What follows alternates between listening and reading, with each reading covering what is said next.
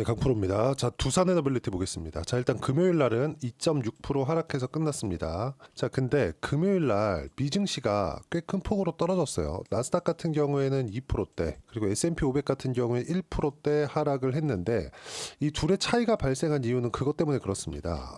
어떤 내용 때문이냐? 다우의 하락폭이 조금 나스닥보다는 훨씬 덜 빠졌습니다. 이 왜 그러냐면 트럼프 트레이드 때문에 그렇습니다. 트럼프가 당선이 되고 나서 트럼프 수혜주들이 테슬라를 제외하고 나서는 거의 다우에 몰려 있죠. 전통 산업 위주로 키우려는 그런 상황들, 그리고 제조업을 살리려는 그런 코멘트가 계속 되어 왔기 때문에 공약도 그런 쪽이고요. 다우의 강세가 있을 수밖에 없겠죠. 이런 부분들이 반영된 결과예요. 자, 그러면 한국 시장도 이런 영향을 당연히 받을 수밖에 없습니다. 자, 이걸 보셔야 되는데 일단 한국 시장에서 트럼프 당선 이전이나 이후에 어떤 종목이 강했었는지를 보면 됩니다. 이전에는 강세를 보였었던 종목군들이 뭐 바이오나 그런 종목군들이에요. 제가 밑에 붙여가면서 이야기를 드릴게요. 예를 들어서 뭐 알테오젠, 그리고 리가켄바이오, 유한양행, 요 정도 보겠습니다. 세 종목. 그쵸? 바이오가 시장을 이끌어 왔었고, 시장에 대한 움직임을 보면 코스피도 그렇고 코스닥도 그렇고 사실상 좋은 종목이 없죠. 그쵸? 이런 상황인데 여기서 트럼프가 당선된 이후에 계속해서 코멘트를 해왔었던 그런 부분이 있죠. 당선된 이후에는 조선, 그리고 그 전에 계속해서 코멘트를 해왔었던 원전, 이쪽입니다. 자, 무슨 얘기냐면 두산 에너빌리티는 지금 시장보다 강하다. 그런 부분을 어떤 식으로 알 수 있느냐? 추세가 살아있는 종목군들만 지금 제가 이야기를 드리고 있는 거고, 추세가 없는 종목군들, 예를 들어서 2차 전지나 뭐 그런 종목군들입니다. 에코프로 같은 경우 보세요. 11월 달 들어서 금투세 폐지를 했음에도 불구하고, 그쵸? 폐지 발표가 나온 날은 전체적으로 다 반등이 나왔거든요. 그쵸? 요날 이런 식으로 해서 다 반등이 나왔습니다. 근데 어떤 일이 벌어졌나요? 딱 그날 반등한 이후에 다 빠졌습니다. 추세가 살아있는 종목이든 추세가 없는 종목이든. 근데 오히려 2차 전지 많이 빠졌었던, 싸다고 이야기를 했었던 2차 전지, 그리고 삼성전자, 이쪽은 아직까지 회복을 못했습니다. 근데 바이오는 어떻죠? 계속해서 추세를 유지하고 있죠. 이런 부분을 이야기를 드리는 거예요. 무슨 얘기냐면 두산 에너빌리티 같은 경우에도요, 트럼프가 코멘트를 했고 뭐 트럼프 수혜를 받을 거고 이런 내용을 다 떠나서 우리가 봐야 되는 내용은 뭐냐? 시장보다 계속해서 강한 움직임을 보여왔었다는 게 중요합니다. 앞으로도요, 시장이 반등을 합니다. 이제 금요일 날 삼성전자가 반등을 하면서 두산 에너빌리티를 포함해서 바이오 종목군들 있죠. 시장보다 강했었던 종목군들. 이런 종목군들이 강하게 움직일 수밖에 없다는 거죠. 자, 잘 보세요. 두산 에너빌리티, 그리고 밑에 제가 보여드린 알테오젠 어떻습니까? 계속해서 신고가를 만들어 왔었죠. 물론 여기 7월 18일 날 체코 원전 발표 이후에 세론이 나왔고, 그리고 두산그룹의 이슈가 있잖아요. 뭐 상법 개정이 필요한 그런 부분이 있는데 뭐 원전이 이렇게 될 것이다 저렇게 될 것이다 이런 내용을 다 떠나서, 두산그룹에서 뭘 할 것이다 이런 내용 다 떠나서, 그쵸?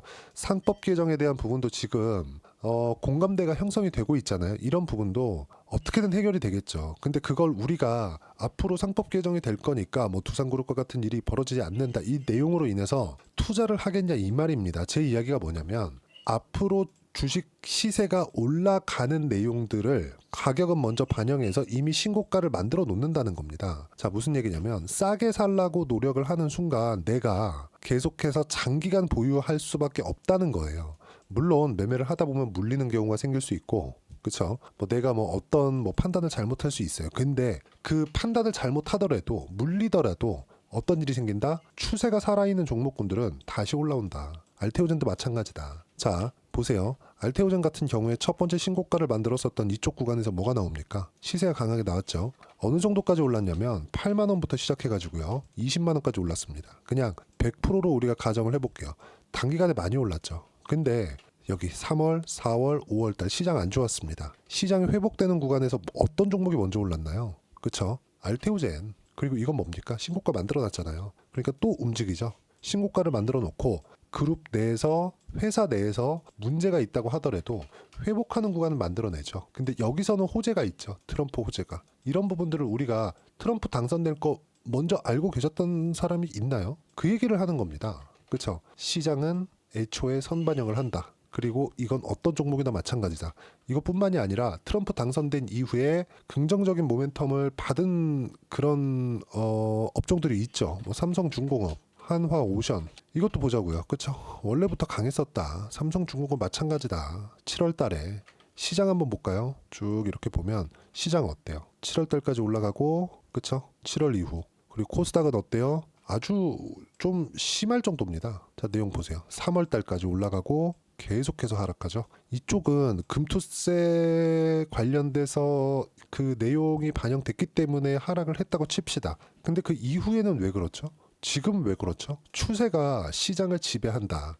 시세를 지배한다. 이렇게 보시면 됩니다. 그래서 우리가 매매를 해야 되는 종목들은 지금 많이 빠진 종목군들이 아닙니다. 보세요. 원전, 바이오, 조선. 그쵸? 자, 그리고 미증시 기준에서 보더라도요. 아까 전에 제가 이야기를 드렸지만 보세요. S&P 500은 1.3% 떨어졌고요. 나스닥 같은 경우에 2.2% 떨어졌습니다. 자, 이런 부분들이 우리가 이걸 한번 보자고요. 나스닥이 미증시를 이끌어 갔었던 건 맞습니다. 나스닥에 엔비디아도 있었고요. 애플도 있었고요. 마이크로소프트도 있었고요. 메타도 있고요. 구글도 있고요. 우리가 이름만 대면 알만한 기업들 여기 다 있죠. 그렇죠? 나스닥에서 시작을 한 겁니다. 자, 그러면 세계 지구상에서 가장 돈을 많이 버는 기업이 어디입니까? 나스닥이에요. 나스닥에 다 속해 있습니다. 물론 나스닥에도 속해 있고 S&P 500에도 속해 있고 다우에도 속해 있고 이렇게 속해 있는 기업들이 이제 생깁니다. 예를 들어서 애플도 그렇고요. 마이크로소프트도 그래요. 근데 제가 이야기를 드리고자 하는 건 어떤 내용이냐? 미증시에서 강한 움직임을 보이고 있는 종목군들이 미증시를 이끌어가고 있는 겁니다. 예를 들어서 엔비디아 누가 들어도 많이 올라간 종목이죠. 근데 엔비디아 안 하면 어떤 종목 할 거죠? 지금 미증시 들어와서. 그렇죠? 그리고 테슬라도 최근에 트럼프 트레이드가 있으면서 그렇죠? 테슬라도 굉장히 많이 올랐는데 테슬라도요. 단기간에는 어느 정도 조정을 줄 수 있죠. 근데 이게 뭐 아예 뭐 끝나거나 뭐 성장성을 뭐 못 보이는 상황이 나온다거나 그러고 있는 게 아니잖아요. 평가 자체를 높게 받았을 때도 있고 다시 떨어지면서 실적으로 증명을 하는 구간이 있고 그게 이 정도 200불 후반대였다면 300불까지 넘어갔었던 이런 부분이 단기간에 고평가되어 있다고 하더라도 실적을 확인하는 과정이 필요할 수도 있고 이런 부분이 필요한 겁니다. 자, 그러면 지금 이야기를 드린 모든 내용들은 선반영에 대한 부분을 이야기를 드리는 겁니다. 좀 이해가 안 되실 수도 있는데 자, 결론은 뭐예요? 우리가 매매를 하는 과정에서 시장에 대한 악재 이런 부분이 해소가 되어야 되고요. 이런 시장에 대한 악재는 금요일 날 다 끝났습니다. 왜? 삼성전자가 반등을 하면서 한국 시장은 원체 많이 빠졌기 때문에 미증시가 뭐 2% 3% 떨어진다고 하더라도 한국 시장 그렇게 큰 영향을 받지 않습니다. 이제는 삼성전자에 대한 수급이 더 들어오는 상황이 된다는 거죠. 근데 삼성전자가 올라간다 그래서 삼성전자가 뭐 계속해서 뭐 추세를 전환시키거나 알테오젠처럼 이제 바닥 찍고 쭉 올라갈 거 이게 아니라 첫 번째 고가를 언제 형성을 하는지가 중요하고 그 돌파하는 구간에서 추세를 만들어 갈 텐데 그거는 정말 1년이나 2년은 지나야 될 일이고 삼성전자가 안 빠지는 구간이 됐을 때 코스피나 코스닥도 하락을 멈추겠죠. 그랬을 때 어떤 종목이 가겠냐 이 말이에요. 두산에너빌리티, 알테오젠, 삼성중공업 이런 조선주, 원전 그리고 바이오 시세가 유지됐었던 종목군들 위주로 만들어진다는 점 이게 가장 중요합니다. 얘기를 드리다 보니까 좀 복잡하게 이야기를 드린 것 같은데 내용 정리를 딱 말씀드릴게요. 시장은 선반영합니다. 이 선반영한다는 게 가격이 먼저 올라간다는 거예요. 올라가는 종목에서 큰 시세를 준비하고 있다는 거고 고가 돌파에 초입에 공략하자. 그리고 나서 재료를 보자. 재료는 뭐예요? 트럼프가 원전을 밀고 있다는 점. 근데 고가 돌파를 목전에 두고 있다는 점. 돌파하는 구간에 맞춰서 매매를 해야 된다는 점. 이게 중요하다는 겁니다. 그것에 대한 근거로 알테오젠에 대한 부분, 조선주에 대한 부분 같이 이야기를 드리고 있는 겁니다. 그리고 이 내용을 여기 소통방에서 제가 계속해서 이야기를 드리고 있습니다. 자, 내용 보시면 자, 지난 금요일 같은 경우에도 그래요. 삼성전자 7% 반등, 시장 바닥 나왔다. 삼성전자가 추세를 바꾼다는 게 아니라 더 내릴 수 없다는 거다. 다음 주 바이오, 조선은 수월하게 매수할 수 있다. 삼성전자가 바닥을 만들어주고 시장이 안 빠지면 오를 종목은 바이오, 조선, 미용의료를 제외하고는 없다. 여기서 하나 더 하는 거죠. 두산에너빌리티, 원전 관련된 종목군들. 그렇죠? 미증시 기준에서도 단기간에 많이 올랐기 때문에 조정을 받기는 받아야 됩니다. 그렇죠? 이 부분에 대해서 보시면 되고 두산에너빌리티는 앞으로 주도주가 된다. 그리고 아무리 두산에너빌리티가 좋다고 하더라도 내가 이 종목에 몰빵을 할 수 없죠. 그렇죠? 두산에너빌리티 그리고 시세를 유지하고 있는 바이오 그리고 같은 그 트럼프 수혜주로 묶여 있는 그렇죠? 조선주들까지 이런 부분들을 여기 소통방에서 제가 함께 이야기를 드리고 있고 계속해서 이야기를 드려요. 목요일날 만기일 날에도요. 조선과 바이오만 강세 마감했다. 바이오 종목을 잘 골라야 한다. 조선은 시점이 중요하다. 금요일날 반등 나올 수 있는데 분명히 말씀드렸죠.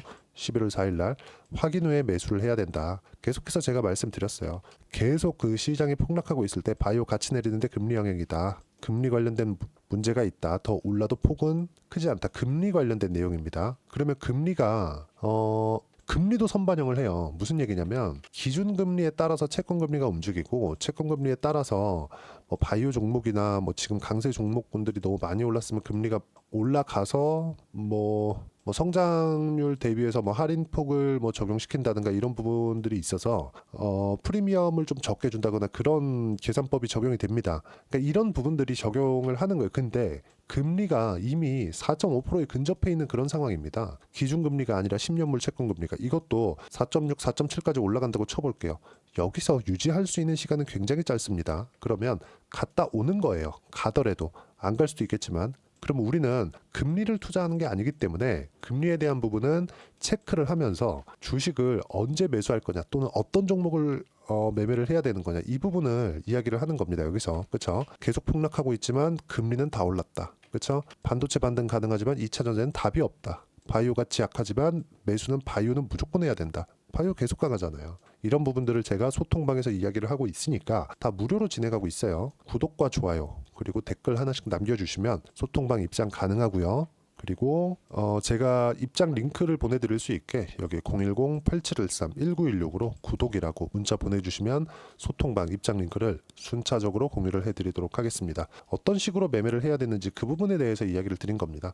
두산에너빌리티 좋은 거 알아요. 그리고 그 좋아지는 부분을 가격은 먼저 알고 반영을 했다. 시장보다 강하죠. 그렇기 때문에 매매를 하는 겁니다. 지금 내가 조금 길게 보유를 하고 있다고 하더라도 지금 매도할 구간 아니고요. 어떻게 매매를 해야 되는지 그 타점에 대한 부분은 소통방에서 제가 다 이야기를 드리도록 하겠고 지금은 시장에 대해서 굉장히 민감해 있는 구간이기 때문에 시장 관련된 코멘트를 계속 드리고 있으니까 와서 배우시면 되고 구독과 좋아요만 눌러주시면 입장 가능하니까 여기 구독과 좋아요 눌러주시고 010-8713-1916으로 구독이라고 문자 보내주시면 소통방 입장 링크 순차적으로 공유를 해드리도록 하겠습니다. 가장 중요한 건 어떤 식으로 내가 매매를 이어갈까 그 내용이니까 이 부분만 확인하시면 되고 그리고 이론적인 그 내용은요. 이 내용입니다. 두산에너빌리티의 단기 보유 전략 단기는 2주입니다. 2주 동안 내가 어떻게 수익 전환 시킬 것인지 이 내용이고 그러려면 가격에 대한 부분 중요하겠죠. 이 두 가지 내용을 제가 함께 준비를 해놨는데 이 내용도요. 제가 다 무료로 진행하도록 할 테니까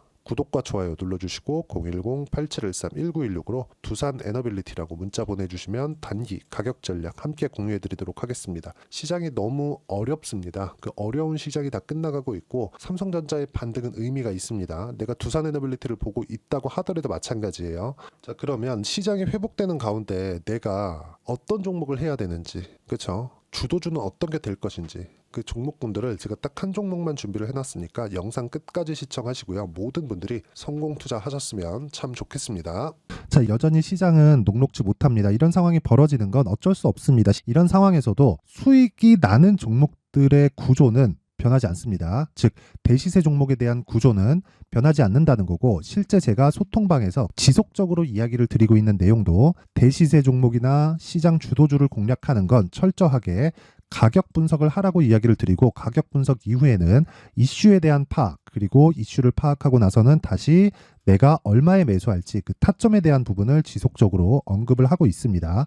자, 근데 생각해 보세요. 시장이 굉장히 어려웠습니다. 어려운 상황에서의 어떤 종목들이 강했냐 보면 반도체와 그리고 바이오입니다. 자, 실제 여기 보면요. HLB에 제가 실제 매매한 내용을 띄워놓고 보여드리고 있는데 1월 22일부터 매매를 시작해서 4일 동안 31%의 수익 마감이 됐고요. 그리고 여전히 신고가 종목입니다. 자, 그리고 그 다음 어보브 반도체 이름을 보시다시피 반도체 종목이죠. 그리고 AI 반도체는 지속적으로 강세를 보이고 있습니다. 이 종목도 신고가를 먼저 달성한 이후에 제가 21%의 단기간에 21%의 큰 수익을 내고 마감이 됐습니다. 다시 재공략을 준비하고 있고 이런 부분은 소통방에서 다 공유를 해드립니다. 자, 그리고 코세스. 자, 코세스 같은 종목도 당연히 그쵸, 신고가 종목이고요. 그리고 반도체 종목입니다. 이 종목도 영업일 기준에서 이틀 동안 대략 한 15%의 수익 마감이 됐습니다. 내용을 한번 보시면 어떻습니까? HLB를 포함해서 뭐 30%, 20%, 뭐 15% 이런 식의 수익이 지속적으로 발생하고 있는데 이 세 종목 모두 다 신고가 종목이고 1월 달에 시장이 약세를 보이고 있는 구간에서도 강했었던 그런 종목입니다. 특징점이 하나 있는데 그 이슈에 앞서서 가격이 먼저 반영했다는 거죠. 그렇게 제가 가격을 먼저 보고 이슈에 대해서 파악하는 이유는 결과적으로는 큰 시세를 먹기 위한 사전 준비 작업입니다. 실제로 큰 시세를 먹기 위해서 사전 준비 작업을 했을 때 여기 레인보우 로보틱스 127% 그리고 ISC 98% 그리고 한미반도체 97%의 큰 수익을 내는 상황을 만들 수 있습니다. 어떤 식으로 소통방에서 진행됐는지 그쵸, 그 상황을 제가 이야기를 드린 건데 이런 상황도요 당연히 신고가를 공략했을 때 가능한 겁니다. 자, 그러면 이번에도 마찬가지입니다. 그쵸, 정부 주도의 코리아 디스카운트 해소 방안이 2월 달에 발표를 하고요. 그리고 2월 달에 발표된 내용을 토대로 주가가 움직이는 게 아니라 이미 움직인 내용이 있죠. 실제 이 내용은 크게 중요한 게 아니라는 겁니다. 실제 움직인 내용을 보면 자, 기아차입니다. 실제로 12월 달에 신고가를 만들어 놓고 정부에서 입김을 불어 넣으니까 순식간에 기아차를 포함해서 현대차 같은 거대 기업들의 주가가 2주도 채 되지 않아서 40% 정도의 큰 시세를 냅니다. 자, 그러면 우리는 어떤 종목을 봐야 될까요? 이슈를 파악해야 되는 것도 맞지만 철저하게 가격에 맞춰서 매매를 해야 되는 게 당연히 중요합니다. 정부가 주도하는 정책 방향이 있겠죠. 그 방향에 맞춰서 우리가 종목을 찾을 필요가 있다. 자, 그러면 답이 나왔습니다. 정부가 주도하는 방향에 맞춰서 제2의 기아차를 찾는 게 지금은 중요하다. 근데 정부 정책의 방향에 맞게 가자. 그랬을 때 앞서서 제가 보여드렸었던 내용인 여기 레인보우 로보틱스 127% 그리고 ISC 98% 그리고 한미반도체 97%와 같은 수익을 낼 수 있습니다. 물론 시간에 대한 부분은 최소 2주의 시간이 필요하고요. 그리고 최장 3개월 안에 끝내야 됩니다.